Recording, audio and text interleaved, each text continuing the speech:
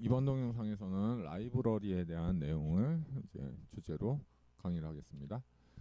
표준 라이브러리부터 이제 설명을 드리도록 할게요. 우선 라이브러리는 여러 기능을 수행할 수 있는 코드, 함수 같은 것들을 제공하는 걸 이제 라이브러리라고 해요.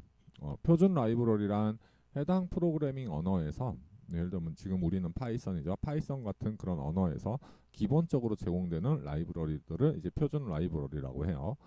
그리고 파이썬은 그런 여러 표준 라이브러리를 제공을 해주는데 굉장히 유용하게 사용할 수 있는 것들이 많이 있어요. 그래서 이는 이제 패키지 형태로 제공이 되고 있고요.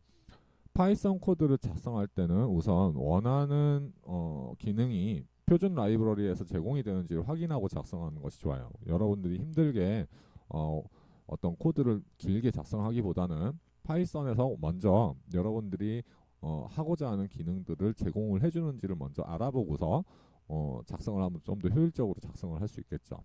그래서 이번 강의에는 몇 가지 간단한 라이브러리들만 살펴보고요. 이후 강의에서 이제 다른 여러 표준 라이브러리들을 접할 기회를 갖도록 하고요. 그래도 이제 다른 표준 라이브러리들을 이제 알고 싶은 사람들은 여기 보면 공식 문서가 있거든요. 여기를 들어가 보면은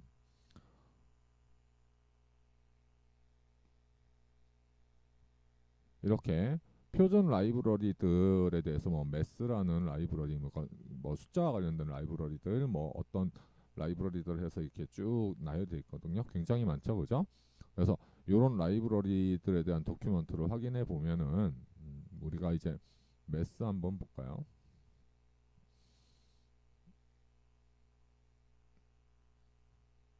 네, 매스 한번 들어가 보면은 그 매스에서 제공되는 이제 여러 가지 이런 함수들을 볼 수가 있어요.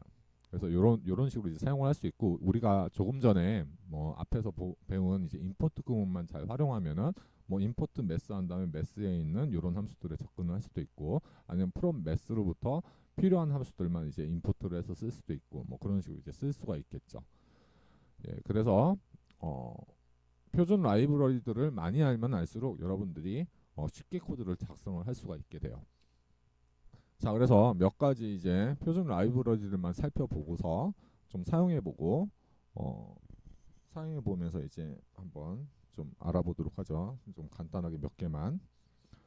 자, 그래서 먼저 콜렉션스라는 이제 모드 패키지가 일단 있어요. 표준 라이브러리 중에 이거는 뭐냐면, 콜렉션이라는 말 자체가 뭐냐면 리스트, 튜플, 딕셔너리, 셋 같은 것들은 여러 가지 이제 요소들을 이제 담을 수 있잖아요. 그런 자료 구조들을 콜렉션이라고 또 해요. 그래서 이 콜렉션과 관련된 그런 기능들을 제공을 해주는 것이 이제 콜렉션스 라이브러리라고 보시면 돼요. 잠시만요.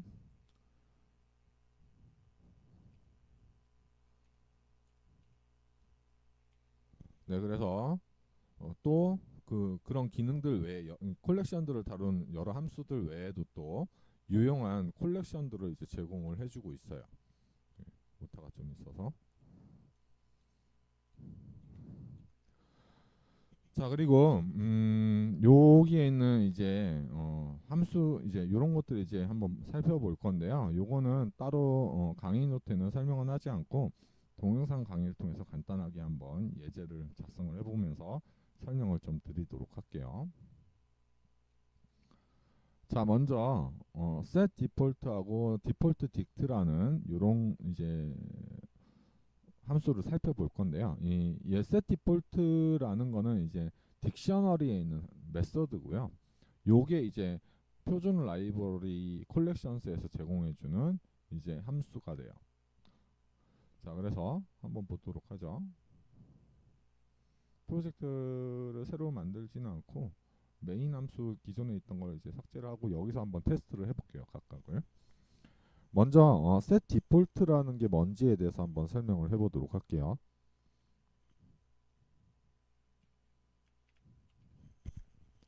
자, 먼저 딕셔너리를 하나 만들어 볼 건데,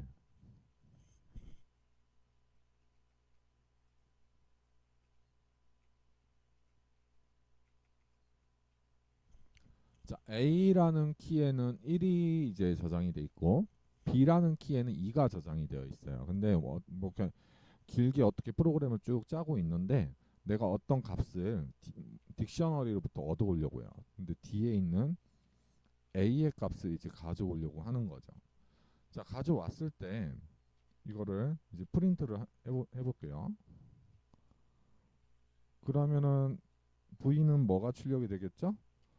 A라는 키값에 1이 저장이 돼 있으니까 1이 출력이 되겠죠? 네, 이렇게 1이 출력이 돼요. 그런데 만약에 우리가 C에 있는 값을 가지고 와서 출력을 하려고 해본다고 해보죠. 그러면은 C라는 키는 여기 지금 존재해요? 존재하지 않아요? 존재하지 않죠? 그래서 이렇게 이런 키 에러가 떠요. 키가 없다라는 거죠. 그죠?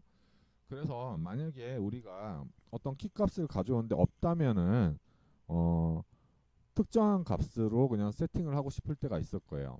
예를 들면 이제 C라는 키 값이 있으면은 그냥 그 키 값을 쓰는데 없으면은 그냥 내가 설정한 값으로 쓰겠다라는 식으로 이제 코드를 작성을 하고 싶을 때 쓸 수 있는 메서드가 바로 뭐냐면 setDefault라는 이제 메서드가 돼요. 그래서 점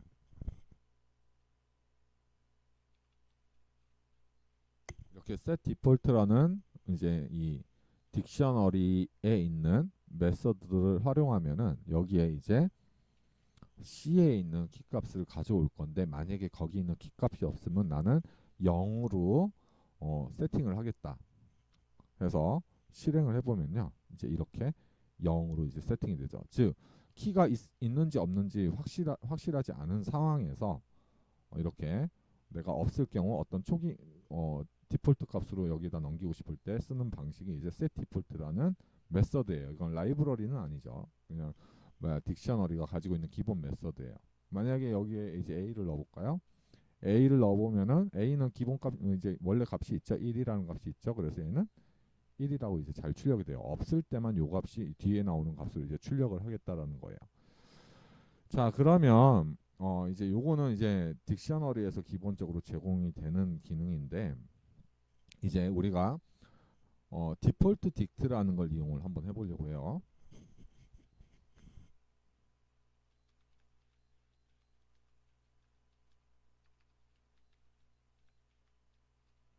자, 나는 이제 디폴트 딕트라는 걸 사용하기 위해서 이제 임포트를 했고요. 자, 그러면 이제 디폴트 딕트를 하나 만들어 볼게요.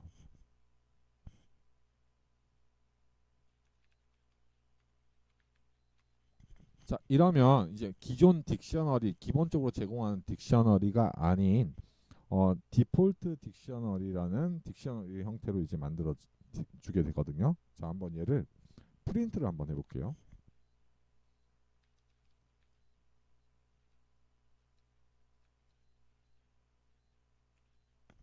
자, 실행을 하면 조금 뭔가 다른 부분을 볼 수가 있어요. 기존의 딕셔너리하고 이렇게 출력이 되는 부분이 보이죠? 이렇게 출력이 되고요. 타입을 한번 찍어볼게요.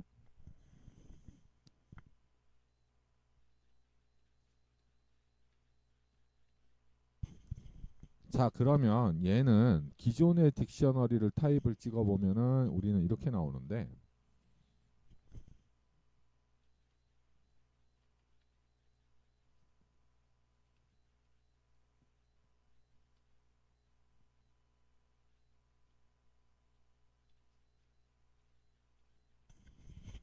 자, 기존 일반 딕셔너리는 이렇게 클래스가 이렇게 나오는데 얘는 다른 딕셔너리예요. 좀 나중에 클래스를 배우면 좀 더 정확하게 이해할 수 있는 부분이긴 하지만 어쨌든 기본 딕셔너리하고 타입이 좀 다른 딕셔너리라는 거죠.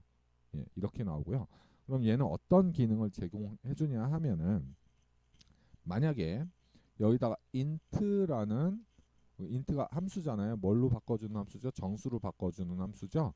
우리가 만약에 프린트를 해서 int라는 함수를 이렇게 호출하게 되면은 여기 뭐가 나오냐면 결과가 0이라고 결과가 나와요. 이렇게 0. 그러니까 이 함수는 기본적으로 이렇게 호출하게 되면 int 값을 여기 만약에 값을 넣어주면은 그거를 int0으로 형변환을 해줬는데 자, 여기에 어떤 값을 넣어주면은 인트형으로 형변환을 해줬었잖아요. 이렇게 3으로. 근데 만약에 아무런 값도 안 넣어준다 하면은 인트의 기본 값인, 그러니까 디폴트 값인 0을 리턴을 해줘요. 여기 인트라는 함수가. 근데 요 디폴트 딕트라는 요 이제 딕셔너리는 뭐냐 하면은, 만약에 우리가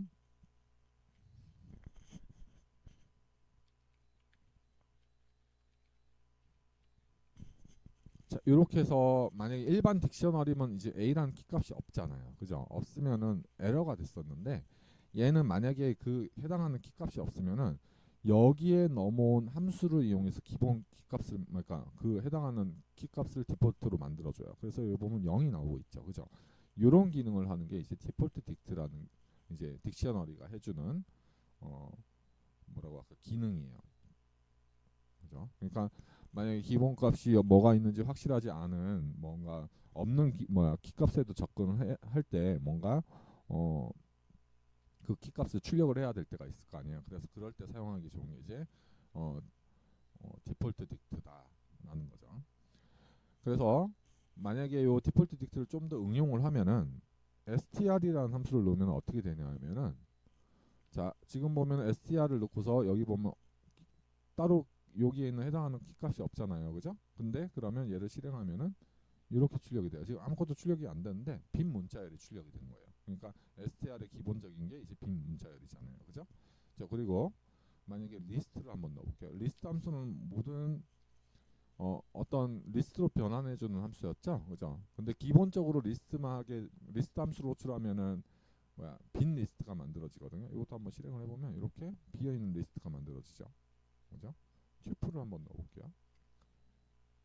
그러면 이렇게 튜플, 비어있는 튜플이 나오게 되죠. 그래서 기본 그 디폴트 딕은 여기 있는 함수를 이용해서 만약에 없는 키값에 접근을 할 때 디폴트 값으로 여기에 있는 함수를 이용해서 넣게 된다. 여기 있는 함수를 이용해서 디폴트 값을 만들게 된다. 그러면 조금 더 응용을 해보면은,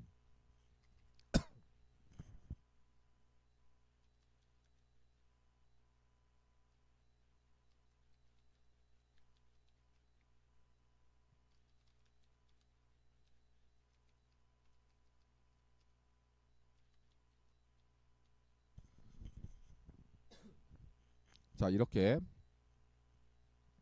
디폴트 딕트에다 요 함수를 넣고 있잖아요. 그럼 이 함수는 뭘 만들고 있죠? return high라는 걸 만들고 있어요. 그죠? return high라는 걸 만들고 있기 때문에 얘 이 high가 디폴트 값으로 나오게 돼요. 자 한번 보죠.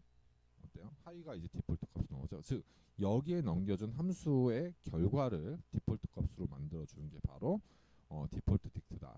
이걸 좀 더 응용을 해보면, 우리가 지금까지 배웠던 문법으로 응용해보면 간단하게 함수를 매번 정의하지 않고 바로 함수를 만들어서 넣는 문법이 있었죠. 람다. 매개 변수 필요 없으니까 그냥 바로 콜론을 한 다음에 아까처럼 하이 이렇게 하게 되면, 이 람다라는 함수는 매개 변수 없고요. 그냥 하이를 바로 리턴하고 있죠. 그래서 실행을 해보면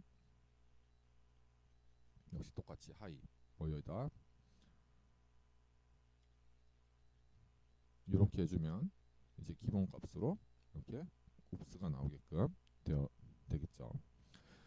자, 그래서 이렇게 사용하는 게 이제 디폴트 딕트예요. 그다음 카운터라는 이제 또 콜렉션에서 제공해주는 클래스예요. 이거는 클래스는 아직 배우지 않았는데 아무튼 그거에 대해서 한번 또 보도록 할게요.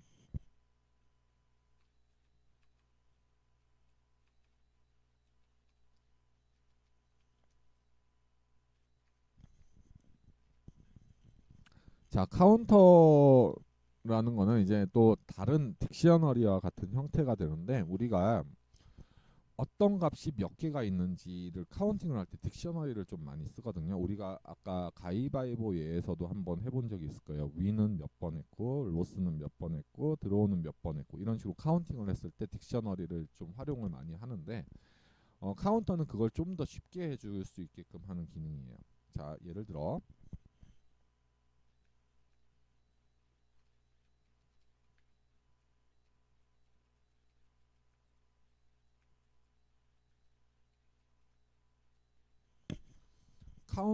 카운터라는 이제 카운터 안에 이제 인수로 얘를 전달했어요. A, B, A, C, A, B 이렇게 넣었잖아요. 그러면은 얘를 한번 출력을 해보면 어떻게 되는지 한번 볼게요. A가 몇 번 나왔어요? 3번 나왔고 B가 한 번 나왔고 그 다음에 2번 나왔고 C가 한 번 나왔죠. 그래서 요거를 실행해 보면은 A가 3번, B가 2번, C가 한 번 이렇게 나왔다라고 출력이 가능해요. 그래서 이렇게 카운트를 할 수가 있고요. 그 다음에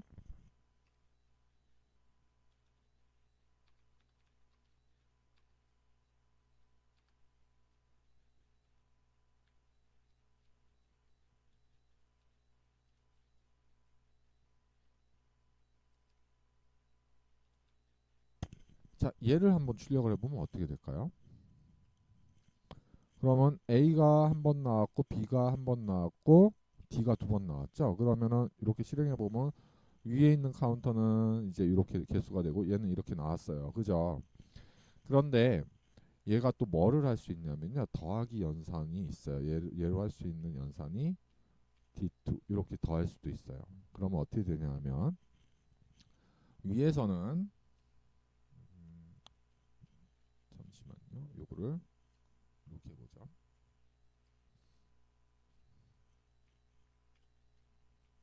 자, 이렇게 해서 출력을 해볼게요. 그러면 어떻게 되는지 한번 볼게요. A가 3번, B가 2번, C가 한 번 나왔고요. 또 A가 2번, D가 2번, A가 한 번, B가 한 번 나왔죠. 근데 이 각각의 요소들을 더해줘요. 지금 A 3번에 A 한 번 나왔으니까 A가 몇 번? 4번. B 2번에 여기 B 한 번 나왔으니까 B는 3번. D는 여기는 한 번, 2번 나왔고 여기는 안 나왔죠. 그래서 D는 2번. C는 한 번. 이런 식으로 어떤 요소들을 카운팅을 할 때 카운터를 이용하면은 어 조금 더 어떤 것들에 대한 통계, 그러니까 각각의 요소들이 몇 번 나왔는지에 대한 통계를 내기가 좀 좋아지죠. 그래서 이런 기능들을 할 수도 있고, 그럼 더하기가 가능한 뭐도 가능하냐? 빼기도 가능해요. 그래서 어느 요소에서 뭐가 나왔고 어느 부분에서 각각 이런 요소가 몇 번 나왔고 또 어느 부분에서 이런 요소가 몇 번 나왔는데 그것의 차이를 구하고 싶다 하면 이런 식으로 또 구해서 이렇게 하면 서로 빼고 있죠. 그죠? 이렇게 뺀 결과가 나와요.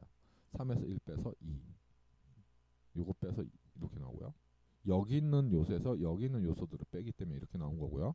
반대로 뒤집으면 자, 이렇게 이제 D가 2번, 나머지 빼고 나면 이제 마이너스로는 안 되고요. 이제 A가 여기 이제 얘에서 얘를 뺀 거거든요. 얘에서 위에 걸 뺀 거거든요. 그럼 A가 한 번 나왔고 여기는 3번 나왔잖아. 1에서 3을 빼면 마이너스 2가 되는 건 아니고 이제 한 번도 없는 것처럼 카운트가 돼요. 그래서 이런 식으로 이제 카운트가 돼서 나오게 되는 게 카운터라는 이제 딕셔너리예요. 카운터 딕셔너리인 거죠, 한마디로. 자, 그리고 뭐 유니온 연산자를 이용해서 합집합도 이렇게 구할 수가 있어요. 이렇게 하게 되면 어떻게 되는지 보죠. 그러면 이제 유니온 연산이 돼요. 이렇게 위에 있는 요소하고 아래에 있는 요소를 합한 건 아니고 여기 있는 요소에 있는 키값하고 요 밑에 있는 요소에만 있는 키값을 서로 합집합과 같은 형태로 이제 나타낼 수도 있어요. 그래서 이런 기능이 있는 게 이제 카운터다. 그 다음 살펴볼 거는 오더드 딕이라는 거인데요. 아까 여기서 살펴보면 딕셔너리가 지금 이렇게 D에는 2, A에는 1, B에는 1 이렇게 지금 되어 있잖아요. 그죠? 이렇게 되어 있어요. 순서대로 안 나오고 있는 걸 볼 수가 있어요. 근데 오더드 딕트를 이용하면은 입력된 순서대로 출력이 되게 돼요. 자, 다시 한번 해볼게요.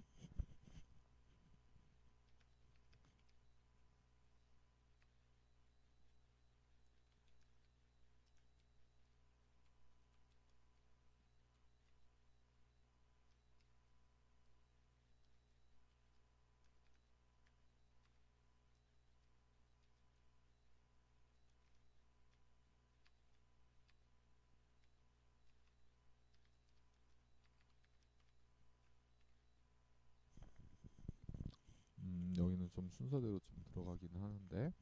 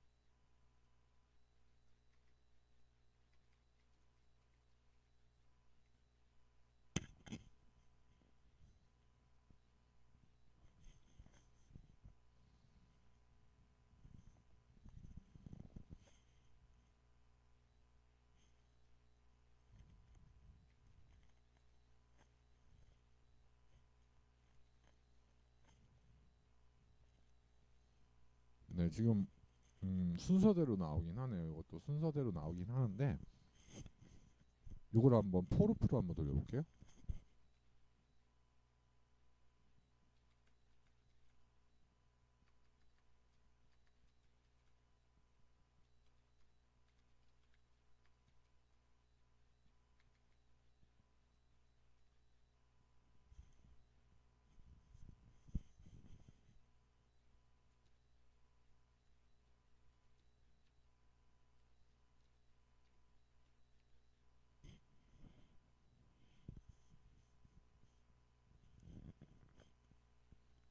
네, 지금 일단 기본적으로 순서대로 좀 나오고 있는데요. 이게 순서대로 꼭 안 나오는 경우가 있어요. 네, 순서대로 꼭 안 나오는 경우가 있어가지고 근데 이 순서를 이게 입력된 여기 들어간 순서대로 보장을 해주게끔 만드는 게 오더드 딕이에요.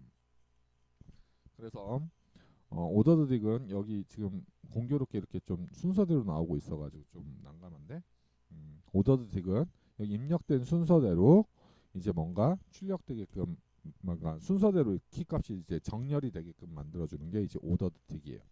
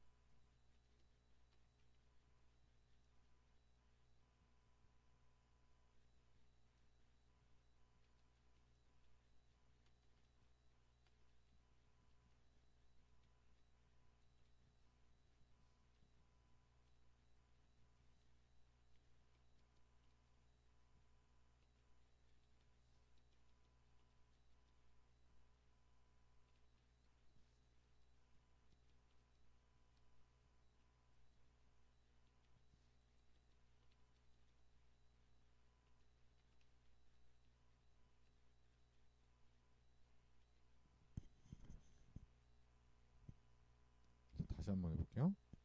이게 오더드 딕이거든요. 오더드 딕은 키값이 여기 입력된 순서대로 이제 잘 나오고 있죠. 얘를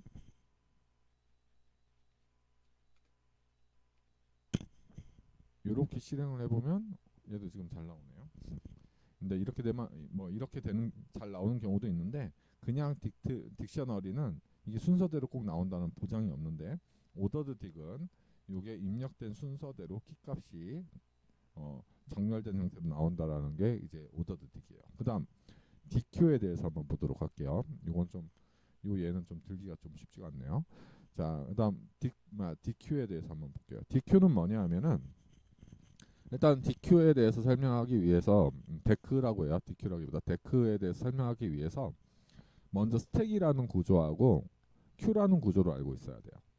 그래서 스택 구조는 뭐냐 하면은 우리가 콜 스택이라는 걸 저번 시간에 했었는데 그런 거하고 같은 거예요. 예를 들면 1번이 먼저 들어가고 2번이 들어가고 3번이 들어갔을 때 그다음에 빠져나올 때는 나중에 들어간 게 이제 차례차례 나오는 거죠. 3, 2, 1 이렇게 나오는 거죠. 그래서 first in 그다음에 last out이라는 용어로서 PILO 이렇게 표현을 하게 돼요. 그래서 제일 처음에 들어간 게 제일 나중에 나온다. 근데 Q는 뭐냐 하면은 1, 2, 3이 이렇게 들어갔을 때 얘가 제일 먼저 들어갔잖아요. 그럼 제일 먼저 나오고 그 다음 얘가 나오고 그 다음에 얘가 나오는 게 이제 Q의 구조예요. 그래서 first in, first out 해가지고 PIFO라는 용어를 쓰기도 해요. 그래서 이게 요걸 스택이라고 하고 얘를 뭐라고 하냐면 Q라고 해요. 이런 구조를 가지고 있는 거를 이제 Q라고 해요. 그러면 데크는 뭐냐면 요 데크는 요 스택하고 Q를 섞어 놓은 게 제 데크예요. 즉 먼저 들어간 게 먼저 나올 수도 있고 또는 마지막에 들어간 게 처음에 나올 수도 있고 이런 구조가 이제 데크거든요. 그래서 데크는 이렇게 사용을 할 수가 있어요.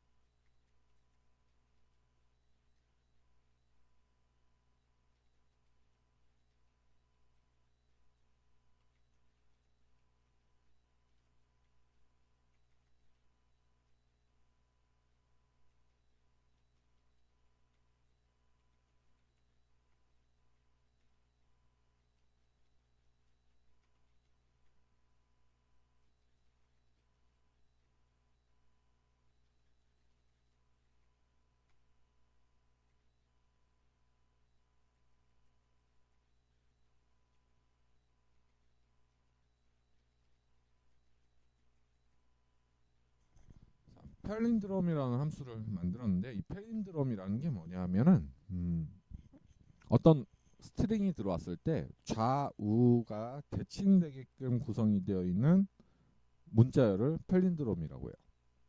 네, 좌우가 대칭되게끔 구성되어 있는 거를 이제 팔린드롬이라고 하는 건데, 예를 들면 기본적으로 A 이거는 뭐 하나밖에 없으니까 좌우가 대칭이 된 거죠. 그죠? 그 다음에 AA 이것도 좌우가 대칭이 되죠. 그 다음에 ABA 이것도 좌우가 대칭이 되죠. CD CD CD 이거는 어떻게 될까요? 좌우가 대칭이 안 되죠.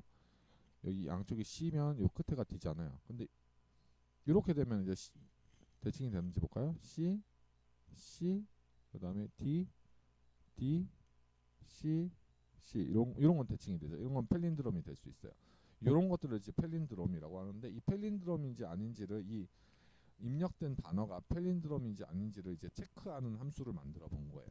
그러면 지금 워드에서 워드를 이제 DQ로 만든 다음에 그러면 이제 각 뭐 예를 들면 아까와 같이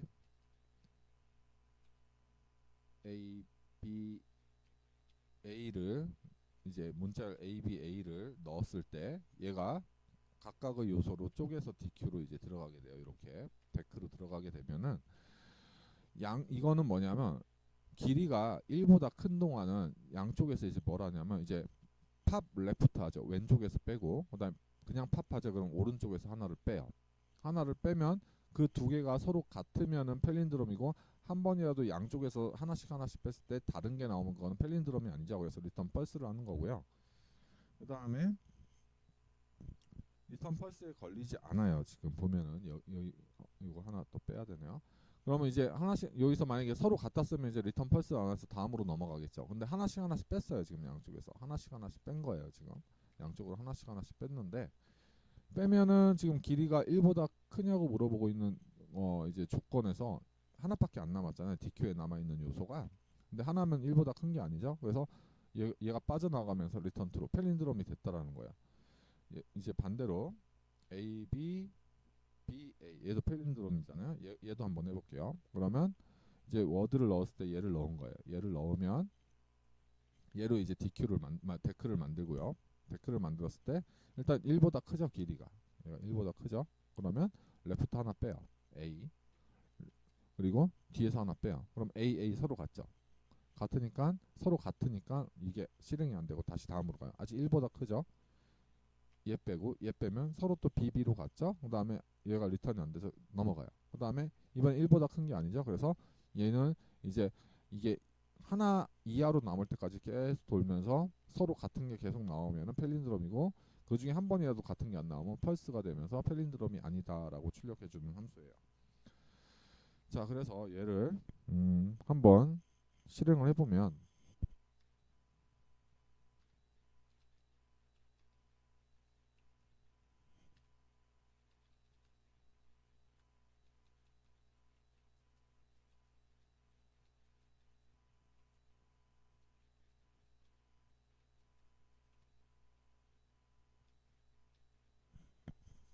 자, 여기 보면 얘는 팔린드롬이죠. 얘는 팔린드롬 아니죠. 팔린드롬 아니에요. 그래서 트루, 펄스, 트루, 펄스 이렇게 나올 거예요.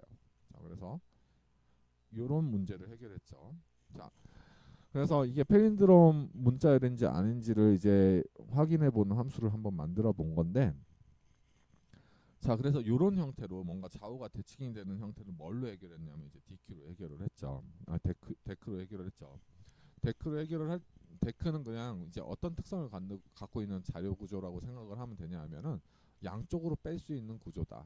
자료가 이제 이제 들어가 있을 때, 여러 개의 자료가 들어가 있을 때 그 자료를 뺄 때 양쪽으로 뺄 수 있는 구조가 그냥 데크다. 뭐 이런 것들이 이제 제공이 돼요.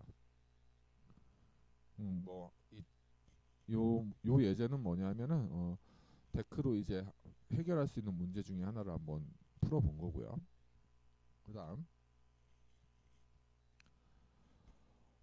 그다음 살펴볼 라이브러리는 이제 이터툴이라는 거예요. 이제 이터툴은 뭐냐면은 이 이터레이션이 이제 반복이라는 뜻인데, 그 이터레이션을 하는 그런 도구들을 제공해주는, 반복과 관련된 도구들을 제공해주는 이제 라이브러리라고 보시면 돼요. 그래서 포인 구문 등에서 이제 주로 많이 사용을 할 수가 있고요. 그래서 예를 들면 요런 내용, 요런 함수, 이제 이터 툴에서 제공되는 체인이라는 함수, 사이클이라는 함수, 그리고 이제 accumulate, 그리고 combinations와 같은 그런 이제 함수들을 한번 살펴볼게요.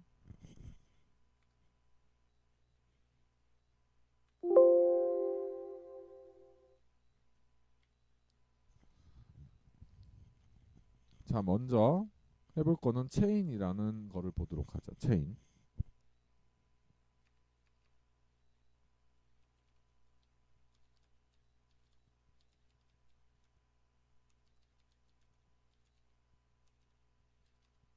자, 체인이라는 함수를 보면은 예를 들면은 경우에 따라서 이제 어떤 리스트들을 여러 개의 어떤 시퀀스 객체들이 있을 때 거기서 그걸 전부 다 한데 모아가지고 하나씩 하나씩 전체에서 빼야 되는 경우가 있다고 해볼게요. 그럴 때 사용할 수 있는 게 이제 체인이라는 함수가 돼요.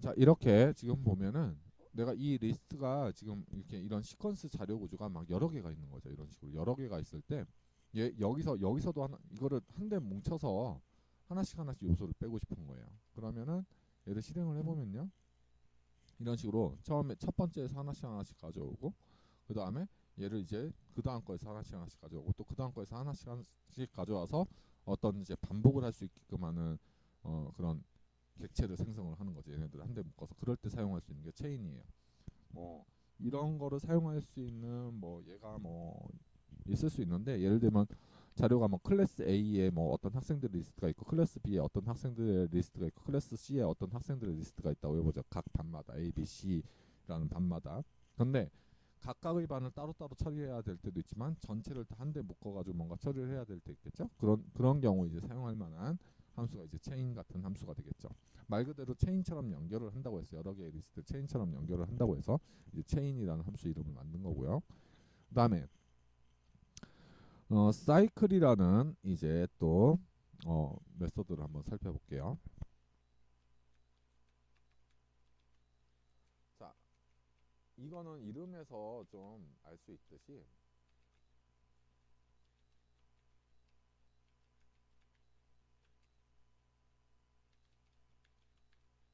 자, 사이클이라는 이름에서 알 수 있듯이 요거를 하나씩 하나씩 가져온 다음에 또 계속 루프를 돌리는, 여기를 이제 계속 사이클을 돌면서 순환을 하면서 계속해서 가져오는 거예요. 얘는 한번 실행을 해볼게요.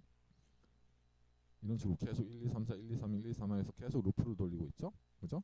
이런 식으로 가지고 올 수 있는 게 이제 뭐야, 사이클이라는 함수예요. 그러니까 첫 번째 거, 두 번째 거, 세 번째 거, 마지막 거 가져왔으면 다시 처음으로 와서 다시 또 가져오고, 끝까지 가면 또 처음부터 다시 가져오고, 이런 식으로 뭔가 어떤 리스트를 이렇게 순환하면서 계속 자료를 가져오면서 뭔가 데이터를 처리해야 될 때 쓸 수 있는 게 이제 사이클이라는 거죠. 그 다음에 accumulate라는 걸 볼게요.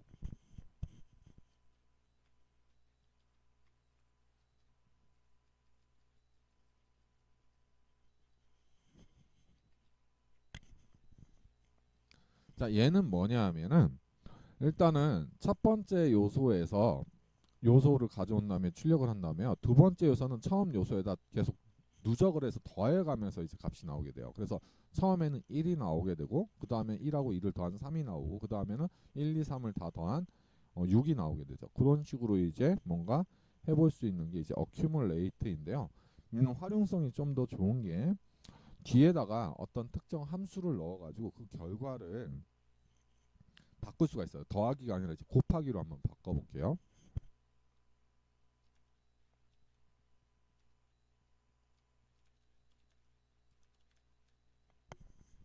자, 이제 accumulate를 하는데 기본적으로는 더하기, 누적 더하기를 하고 있는데, 얘는 뭐냐면 두 개의 요소를 서로 어떻게 해주고 있냐면 곱하는 형태로 가고 있죠. 그죠? 그래서 실행을 해보면 1에서 2를 곱하면 이제 처음에는 1이고요. 첫 요소는 1이 나오고 그 다음에 1에서 2를 곱하면 2죠. 그 다음에 2에서 3을 곱하면 6이죠. 그죠? 이런 식으로 4까지 한번 넣어볼까요? 그러면 4 실행을 해보면 이제 6에다 4를 곱하면 24 이렇게 나오죠. 기본적으로는 얘들 서로 뭐 하는 게 이제 기본이냐면 이렇게 동작하게끔 되어 있는 게 어큐뮬레이트예요. 그러면 이제 10이 되죠. 요거를 생략해도 이제 이런 식으로 놓을 수가 있죠. 자, 그리고 좀 더 복잡하게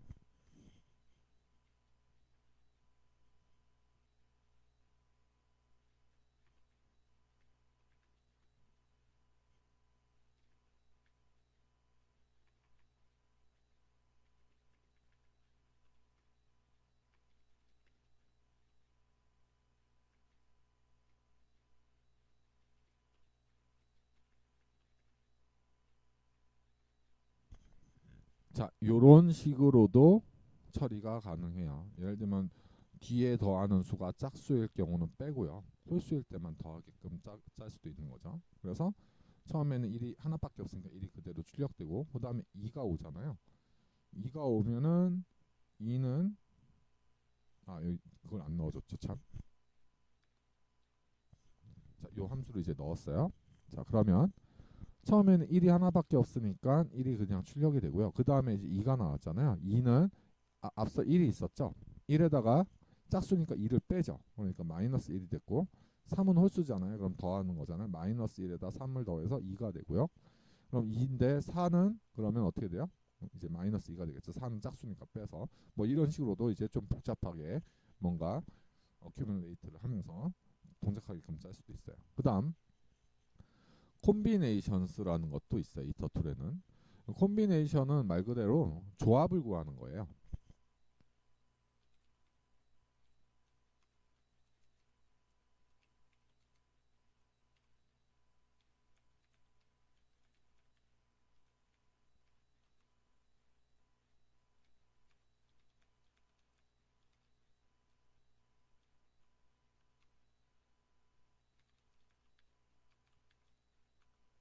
자, 지금 보면 1, 2, 3, 4라는 세 개의 이제 요소가 있어. 네 개의 요소가 있죠. 이 네 개의 요소에서 요 L에서 콤비네이션을 한 결과들을 이제 출력을 하고 있는데 조합이니까 순서에 상관없이 얘네들끼리 묶을 수 있는데 몇 개를 묶고 몇 개를 선택을 하냐면 이제 두 개를 선택할 수 있는 콤비네이션을 한번 보도록 할게요. 여기서 두 개씩을 조합하는 그러니까 얘를 여기서 출력을 하는 거죠. 실행을 해보면요. 이렇게 1, 2, 1, 3, 1, 4, 그 다음 2, 3, 2, 4, 3, 4 이렇게 할 수 있죠. 그래서 이렇게 조합을 구하는 것도 이제 이터툴에서 제공을 해주고 있어요. 그거 말고 순열도 이제 있어요.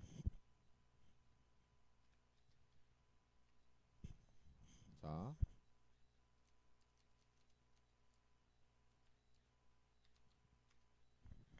퍼뮤테이션스를 해보면은 이제 순열을 구하는 거죠. 순열은 순서도 고려를 해야 되는 거잖아요. 그래서 1, 2하고 2, 1은 다르잖아요. 요 1, 2랑 2, 1 다르잖아요. 이런 식으로 여기 있는 요소들의 순열도 구할 수 있다. 뭐 이런 것들이 이제 두 개씩 이제 순서대로 짝짓는 거죠. 그래서 이런 식으로도 이제 구할 수가 있는 게 이제 이런 라이브러리에서 제공이 되고 있어요. 그다음 마지막 하나만 더 살펴볼게요. P 프린트라는 게 있는데 프리티 프린트를 줄여서 이제 P 프린트라고 한 거예요. 이 P 프린트 라이브러리 안에 또 P 프린트라는 똑같은 이름의 함수가 있는데 그게 이제 좀 더 자료 구조를 보기 좋게 이제 출력을 해주는 거죠. 한번 비교를 해보도록 할게요.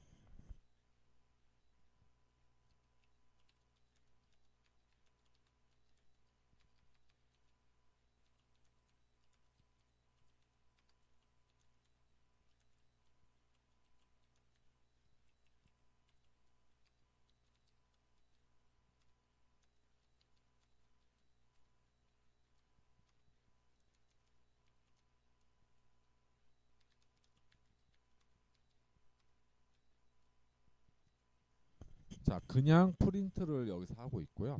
그 다음에 P 프린트를 이용해서 프리티 프린트를 이용해서 출력을 두 가지 방식으로 하고 있는데 지금 요렇게 나오고 요렇게 나오고 출력 결과는 별 차이가 없어 보여요. 그런데 여기서 좀 내용이 엄청 길게 한번 작성을 해볼게요.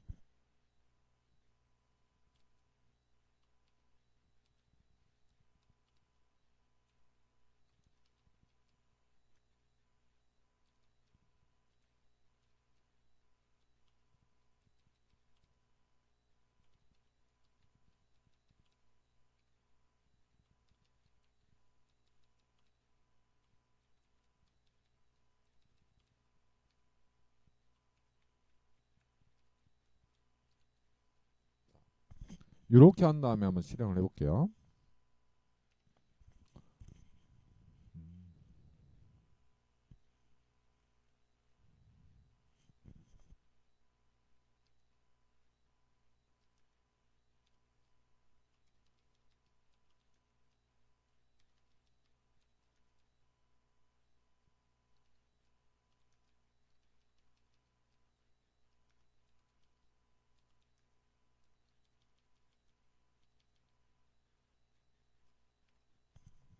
네, 좀 내용이 길어졌어요. 이제 내용을 좀 아주 길게 한번 작성을 해봤는데, 자 그냥 프린트를 이용하게 되면 이렇게 그냥 일렬로 쭉 출력을 하잖아요. 그래서 한눈에 보기가 굉장히 힘든 거를 P 프린트를 이용해서 출력하니까 이제 길어지니까 내용이 이렇게 좀 한눈에 보기 좋게끔 이제 깔끔하게 출력을 해주고 있죠. 요런 게 이제 P 프린트예요.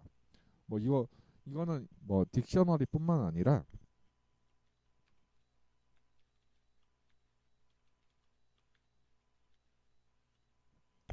자 이렇게 하면은 0에서부터 99까지의 리스트가 만들어지죠. 꽤 긴 리스트가 되겠죠.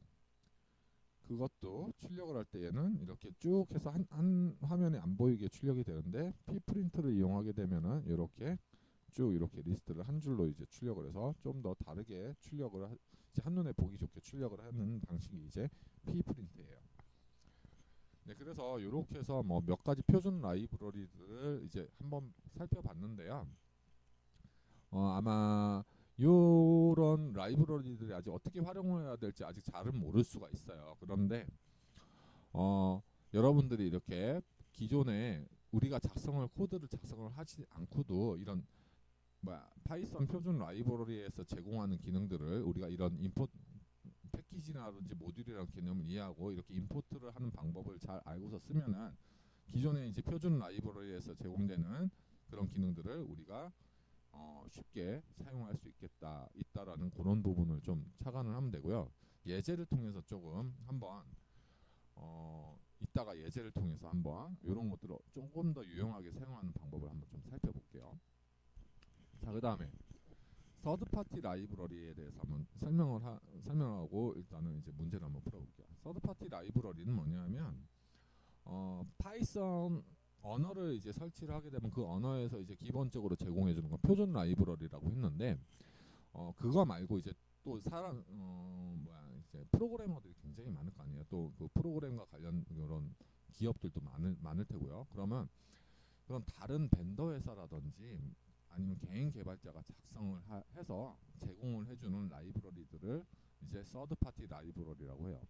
뭐 파이썬도 굉장히 많은 서드 파티 라이브러리 제공이 되고 있어요. 많은 사람들이 이 파이썬 라이브러리들을 만들어서 제공을 해줘서 굉장히 이제 파이썬 라이브러리를 풍부하게 사용할 수 있게끔 하는 환경을 구성하고 있는데 이런 라이브러리들을 어디서 찾아서 이제 써야 되잖아요. 요게 이제 막 이런 라이브러리를 쓰려면은 내가 그 라이브러리를 이제 어디서 찾아가지고 그걸 이제 뭐 내 컴퓨터에다 가지고 와서 써야 되는데 그런 과정들도 굉장히 쉽게 되어 있어요. 파이썬은 피프와 같은 이런 도구가 있는데 나중에 이거는 배우게 될 거예요. 이런 도구들을 이용해서 굉장히 쉽게 설치가 가능해요. 서드파티 라이브러리들은 온라인을 통해서 쉽게 설치를 해서 그걸 바로 표준 라이브러리 같이 그냥 바로 임포트해서 쓸 수 있게끔 이렇게 구성이 되어 있어서 굉장히 라이브러리를 풍부하게 사용할 수 있는 생태계가 구성이 되어 있어요. 그리고 이를 개발 중인 프로그램에 굉장히 쉽게 적용할 수 있죠.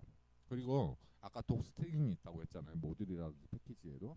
그리고 함수에도 독스트링이 있죠. 그래서 우리가 사용법을 잘 모른다 하더라도 이렇게 독스트링을 활용하면은 이렇게 어떤 모듈이나 또는 패키지라든지 아니면 함수들이 어떤 식으로 사용을 할 수 있는지에 대해서 그런 도움말도 얻을 수 있게끔 되어 있기 때문에 사용하기도 굉장히 쉽게 되어 있다라는 거.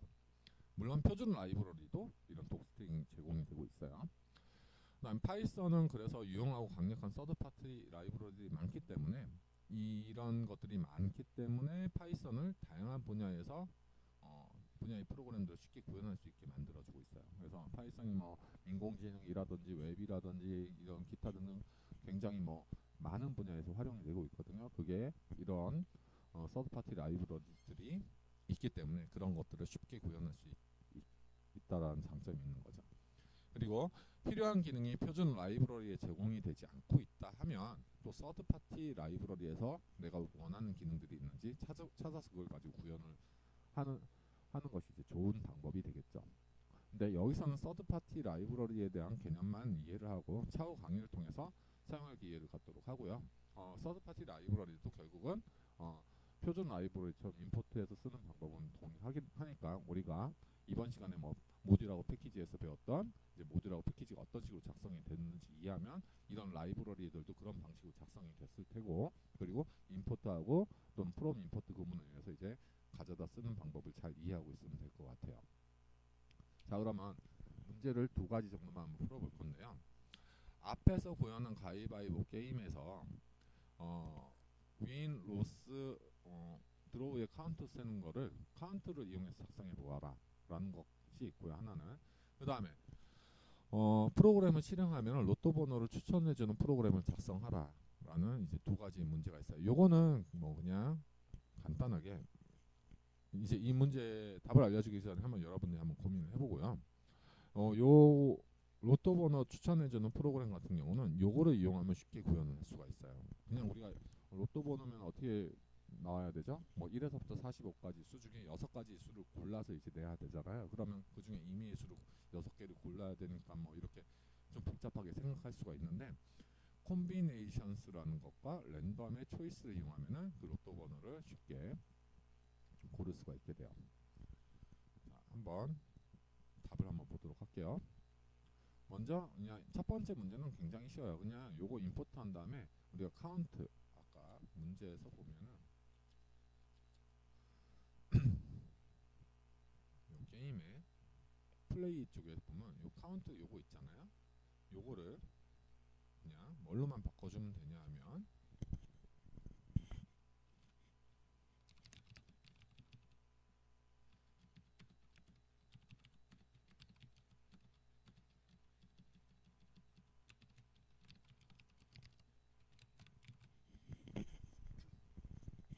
이렇게만 코드를 바꿔주면 돼요. 그러면 아까 처음에 굳이 위는 0, 뭐 로스는 0, 그 다음에 들어오는 0 하고 초기 값을 줬는데 그렇지 않고 그냥 이렇게만 해주면 이런 구문들이 오류가 안 나고 잘 돼요. 카운터는 기본적으로 없는 키 값은 0으로 세팅이 되기 때문에 거기다 더하기 1 하는 게 가능해요. 만약에 그냥 기존의 딕셔너리를 이용했다.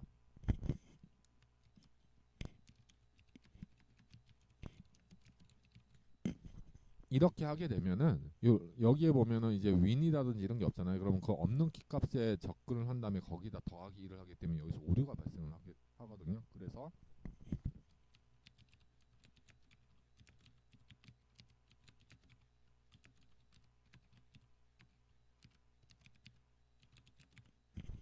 이렇게 작성을 해야 되는 거죠. 그래서 미리 필요한 값들을 이제 초기 값을 정해놓고 해야 되는데 이 카운터를 이용하면 그런 것들이 이제 기본적으로 없는 거는 0으로 해주서 더해서 넣어주기 때문에 저절로 되는 거죠. 그런 것들이. 그리고 이게 나중에 만약에 드로우 말고 또 뭐 다른 것들이 있다 하면 그걸 또 여기다 넣어줘야 되잖아요. 이런 식으로 뭔가 새로운 게 이제 들어오게 되면 이런 식으로 넣고서 그것을 또 코드를 이런 식으로 수정을 해야 되죠. 근데 이런 부분 필요 없이 그냥 아예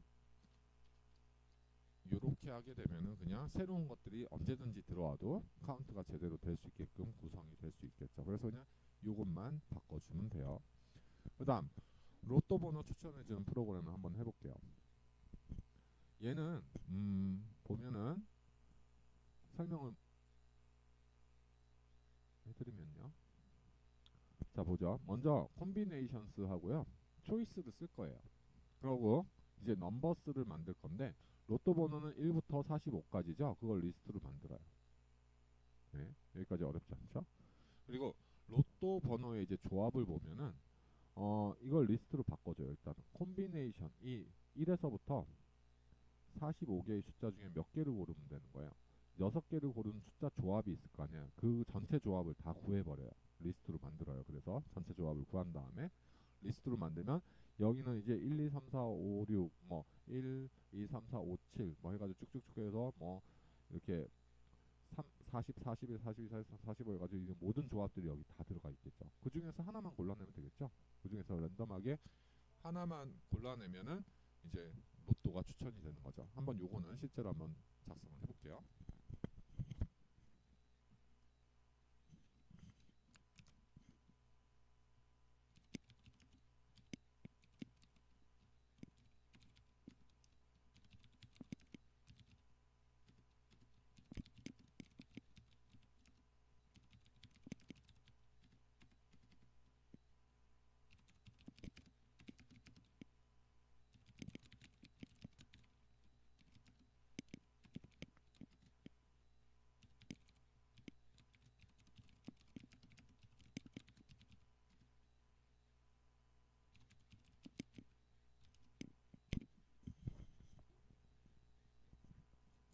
자, 6개를 고른 모든 조합이 여기 나오게 돼요.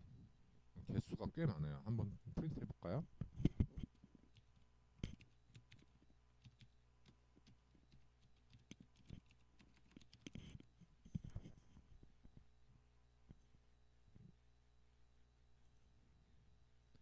예, 814만 5,060개 정도의 이제 경우일 수가 있죠. 자, 이 리스트의 개수가 이만큼 나온 거고요.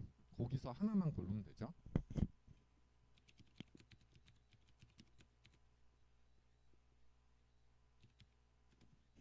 자, 여기에 있는 모든 로또 넘버 조합 중에 하나만 골라내는 거죠. 그래서 실행을 해보면 자, 이렇게 이 번호가 추천이 됐죠. 이렇게 간단하게 로또 번호를 추천해주는 프로그램을 작성을 할 수가 있어요. 뭐 임포트 구문을 제외하면은 단 3줄만으로 이제 로또 번호 추천기를 만들 수가 있죠. 네. 자, 이렇게 해서 문제들을 한번 살펴봤고요. 이제 마지막으로 요약을 해보면 표준 라이브러리 함수는 프로그램 언어에서 기본으로 제공해주는 라이브러리를 말하고요. 파이썬 표준 라이브러리는 매우 유용한 기능들이 풍부하게 제공이 되고 있어요. 여러분들이 표준 라이브러리를 많이 알면 알수록 프로그램을 쉽게 짜는데 굉장히 유리하게 돼요. 게다가 서드파티 라이브러리도 굉장히 유용한 것들이 많이 제공이 되고 있어요. 강력한 서드파티 라이브러리 많아서 다양한 분야의 프로그램을 쉽게 작성할 수 있도록 해주는데 여러분들이 결국 표준 라이브러리라든지 아니면 유명한 서드파티 라이브러리를 많이 잘 다룰 수 있게 되면 굉장히 뭔가 유용한 프로그램들을 쉽게 만들 수 있게끔 있을 수 있게 돼요. 그러니까 이런 것들은 전부 다 알 수는 없고요. 이게 굉장히 많기 때문에 알 수가 없고 필요한 기능들을 내가 적시적소에 검색하는 능력이 사실 중요해요. 내가 이런 걸 한번 하려고 하는데 이런 거를 실제 표준 라이브러리라든지 아니면 이런 기능을 제공하는 서드파티 라이브러리들이 있는지를 검색하는 능력이 중요하거든요. 강의 시간에 모든 라이브러리들에 대한 거를 강의를 하는 건 불가능하고요. 검색하는 거는 여러분들이 어떤 경험이에요. 이거는 사용법을 모두 일일이 가르쳐 줄 수 있는 부분도 아니고 여기서 할 수 있는 강의 시간에는 그냥 인포트라든지 또는 패키지라든지 라이브러리 그러니까 모듈 같은 것들이 어떤 식으로 이제 구성이 되고 그리고 그것들을 이제 인포트라든지 뭐 프롬 인포트와 같은 구문을 이용해서 이제 가져다 쓰는 방법 정도만 이해를 하고 있으면은 나머지 이제 어떤 표준 라이브러리가 있고 어떤 서드파티 라이브러리가 있는지는 여러분들이 경험 또는 이제 또 경험이 많으면 이제 자연적으로 이제 많이 알게 되겠죠. 경험이 많으면 많을수록 그리고 검색도 많이 해봐야 되겠죠. 필요한 것들인지. 예, 그래서 여러분들이 이거는 틈틈이 여러분들이 이제 검색을 하면서 한번 찾아봤으면 좋겠어요. 여러분들 이런 프로그램을 짜고 싶다 하면은 이런 걸 이용해서 가져와서 쓰겠다 하는 식으로. 그래서 지금까지 이제 패키지 뭐 모듈 패키지 라이브러리에 대한 설명을 이제 했는데 여기 이제 다음 단원에는 이제 클래스와 관련된 이제 내용까지 하면은 기본적인 문법들은 다 배운 거예요. 그리고 패키지를 배웠기 때문에 우리가 패키지들을 이제 라이브러리들을 이제 다양하게 사용해서 조합을 해서 하게 되면 여러분들이 원하는 프로그램들 많이 이제 짤 수가 있게 되거든요. 그래서 클래스까지 이제 기본 문법을 좀 다루고 나머지 뒷부분에서 이제 좀 실용적인 것들을 한번 좀 다뤄보려고 하니까 조금 힘들더라도 클래스까지 해서 여러분들이 좀 문법들에 대해서 좀 탄탄하게 익히고 그 다음에 후반부에 전체 강의의 후반부에서 여러분들이 좀 그런 것들을 좀 재미있게 프로그래밍을 할 수 있었으면 좋겠어요. 그래서 이렇게 해서 강의를 마치도록 하겠습니다.